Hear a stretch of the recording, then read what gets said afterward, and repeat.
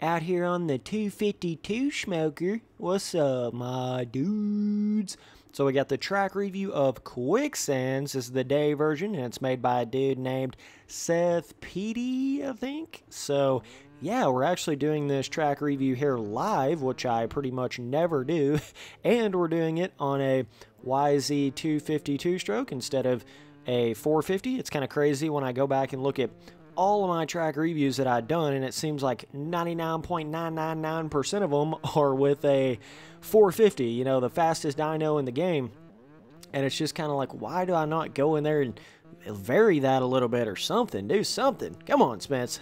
So yeah, and I wanted to go in there and kind of do this live instead of like how 99.99% of my other track reviews are not live. They're like me going back through a demo of it so I can like really sit there and talk about it. I think that has its place, but at the same time, there's something about going in here and riding on something live and then talking about it directly as I'm riding on it. You know, it's kind of got like another level of kind of experience level to what I'm actually talking about on it. So yeah, man, this is a obviously you got some palm trees back there in the distance. You've got a bit of a like dual ground decal, and this is one of those dual ground decals that are very, very different from each other. You see how it goes from this like kind of red clay style, and then it goes from this really totally kind of polar opposite end colored ground decal here. Oh, I'm gonna case that. Ow. Okay.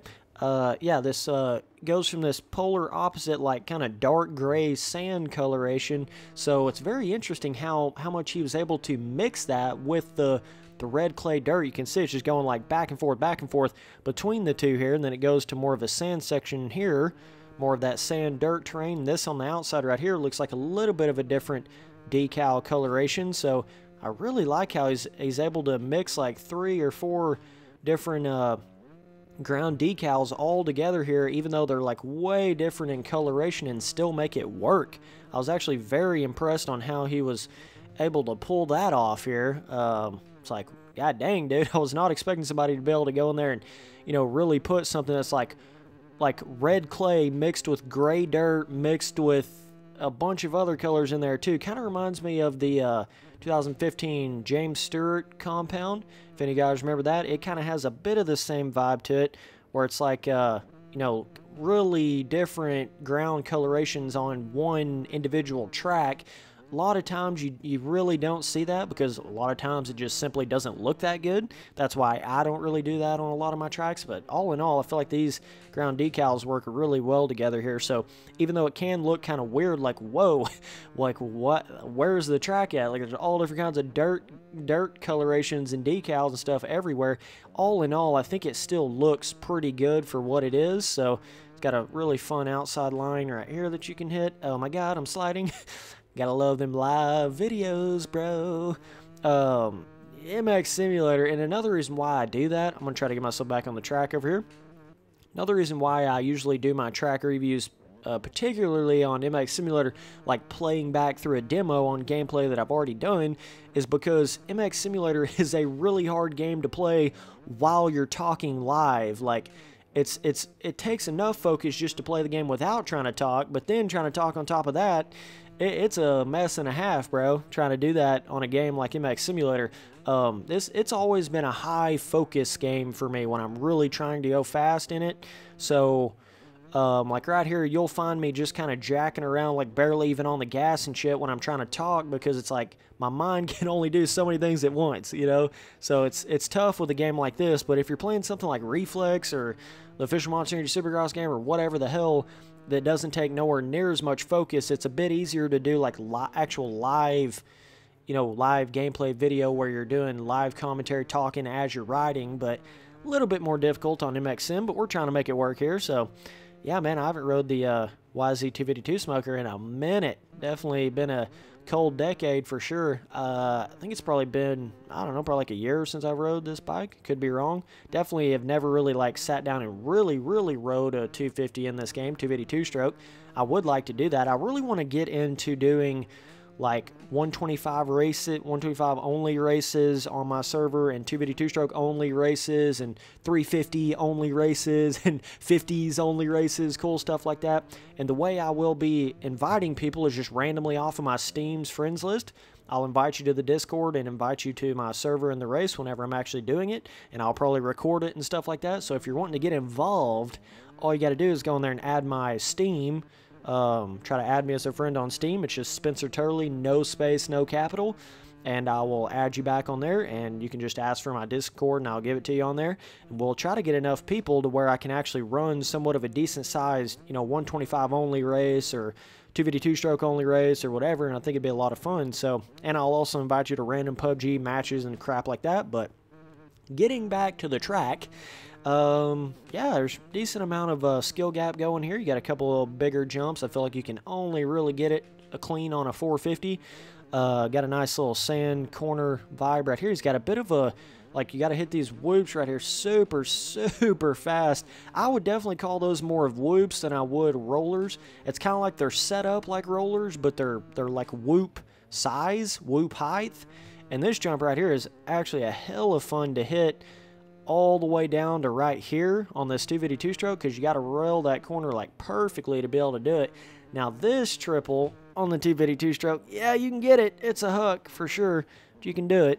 That triple right up out of that corner, so it does have a bit of a kind of a hybrid-y element to it.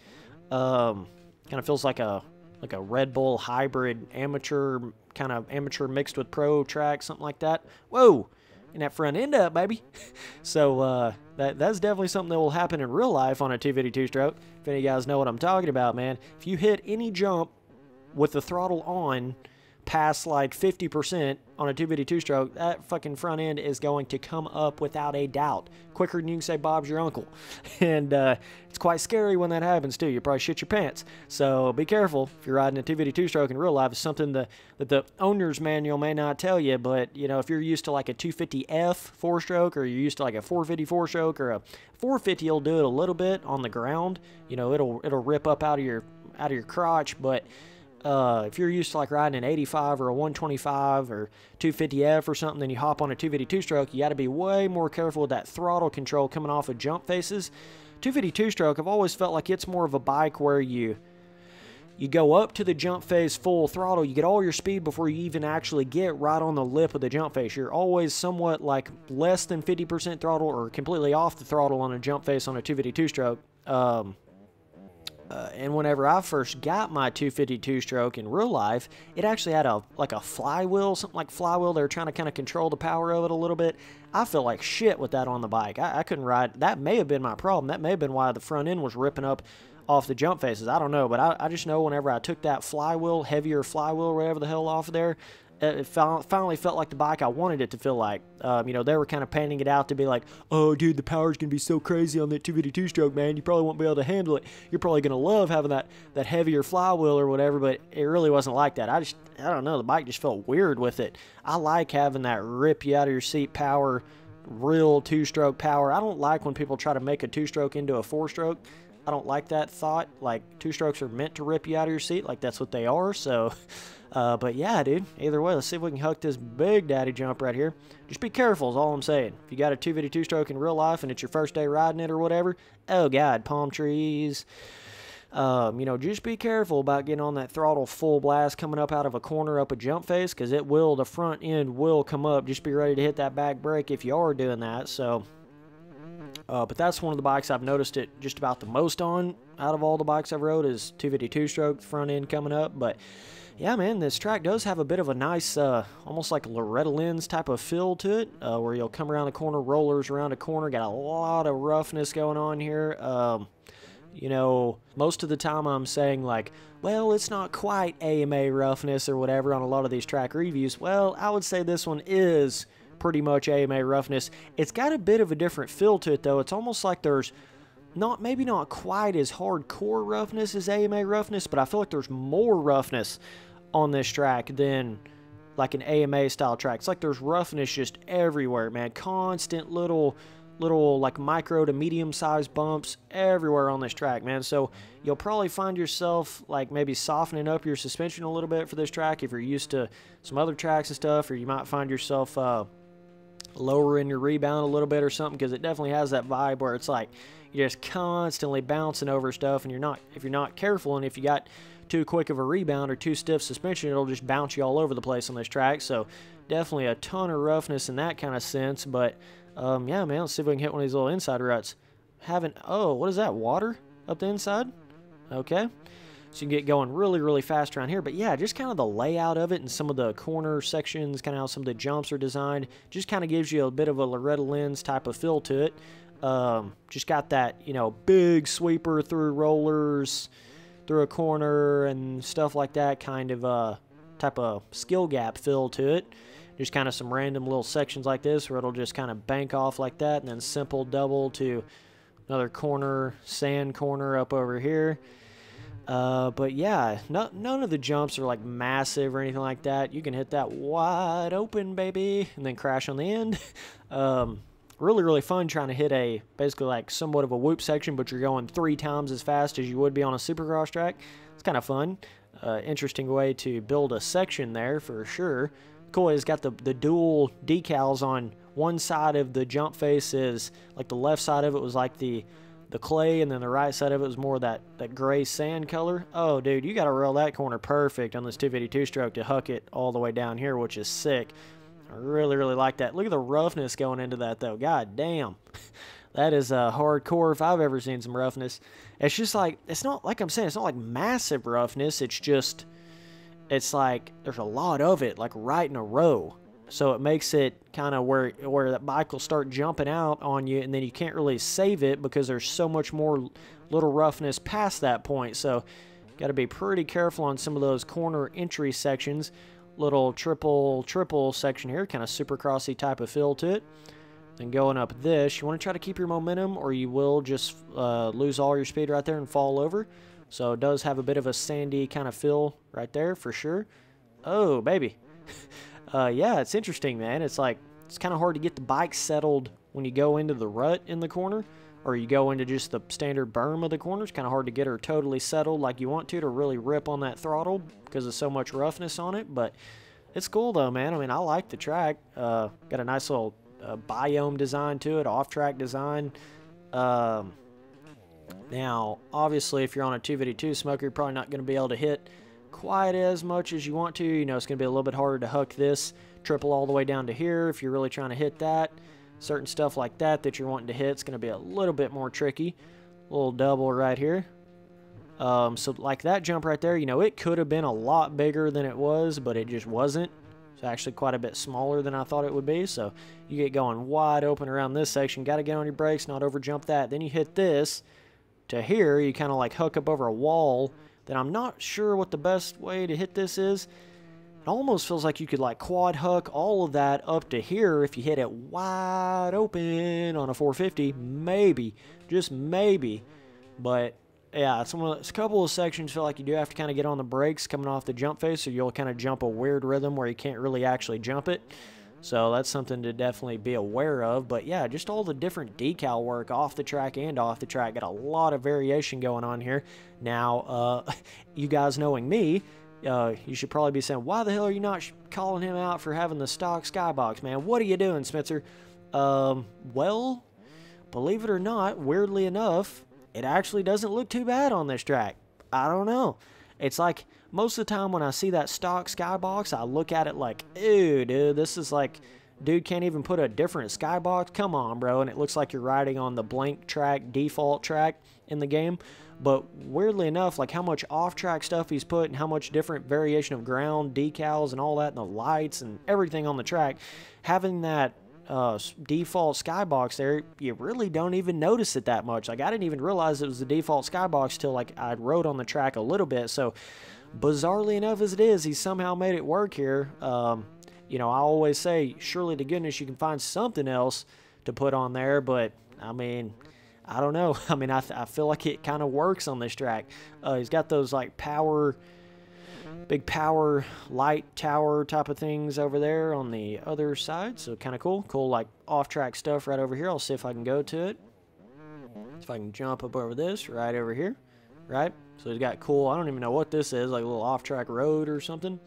Not exactly sure, but definitely makes for some cool, just random off-track looking stuff. I love this palm tree right here. I don't even know where that comes from. I don't know if he made this off-track palm tree, because it's actually a statue, right?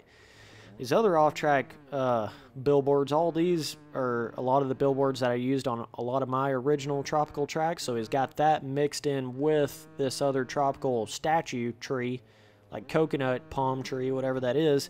So it looks really good how he's put all that together. And I think though all these trees, all these tropical palm trees, billboards, those originally came from like a, I think they came from some sort of beach something track. If I look back at it, I could tell you what it was, but it came from a track like came out like back in 2000, I don't know, 12, 13, something, maybe even a little before that, but that's where I got all those trees from. Came in like a humongous tree pack back in the day, so that's where all that tropical stuff comes from. But it's cool to see how MX Simulator has progressed, and you've got not only all those tropical billboard trees, which is, there's probably like, I don't know, maybe like 10 in that tree pack, which all different variations of palm trees and cool different looking stuff. And then you've got this palm tree statue right here, right, with the coconuts on it and all that. Then you got that other new palm tree statue, which is, it actually has a little bit of a skinnier actual, what do you call that, damn trunk? I don't know what you call that, tree trunk, I don't know what you call it on a palm tree. God dang, you know what I'm talking about. Not the leaves, bottom of the palm tree. You know, area of it is actually a lot skinnier, like these over here.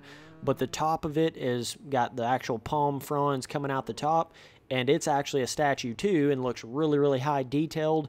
And that's what I used on my Tropical Storm track and my Fun Island track. You know, so that's the palm tree that you're seeing on that. So there's like about, I don't know, like 15 or 20 different variations of palm foliage that you can, tropical foliage that you can add to it. And then on top of that, you know, you got all your like bush billboards and grass billboards and decal, bright green decal, stuff like that. So it's cool to see a lot more tropical elements being put into MX Simulator in that sense, to the point where you can really make whatever kind of tropical design track you want to now.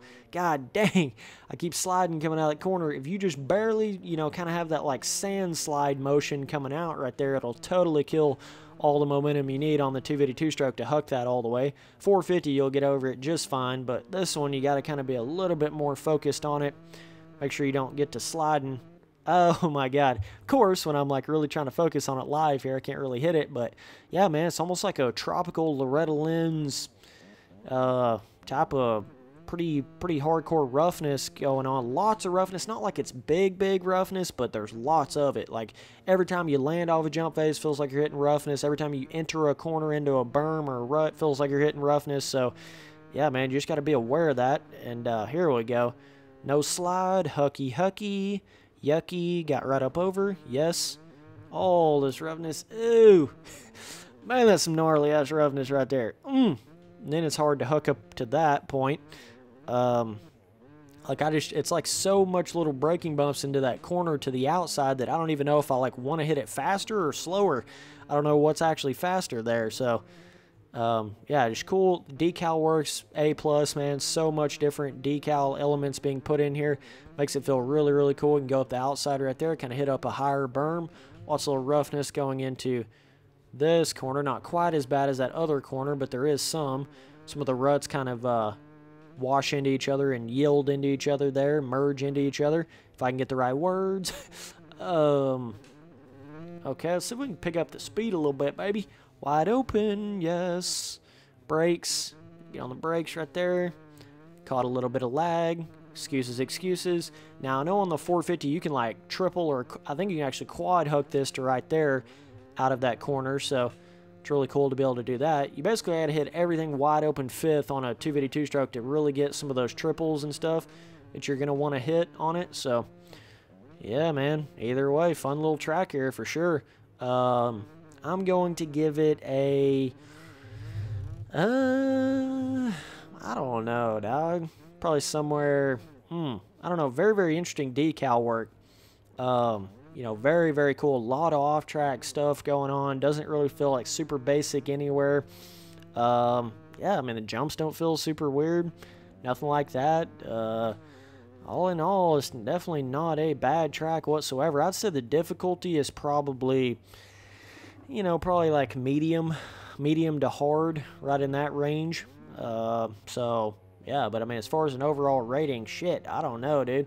I hate to give so many tracks so close to a 10, but it's not a bad track.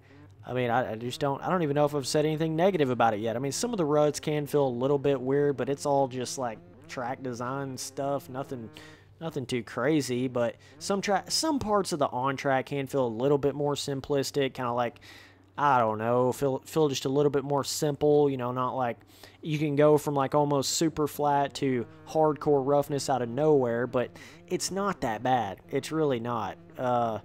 You know, not a bad track in any stretch of the imagination.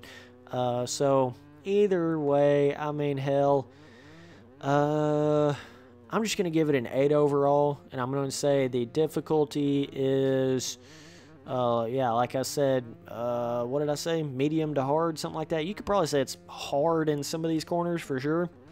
If you're really wanting to go fast on it, you could probably quad this on a 450, then double out there or something. But coming into that corner right there specifically, it is pretty rough. So yeah, man, I mean, I enjoyed it. Didn't think it was like quite to that like 10-point potential or anything, but it was okay. I mean, decent track, man. So either way, man, don't forget, I got all of my track review playlist on my front page if you want to go check that out. So appreciate you guys watching all the videos. Later, dudes.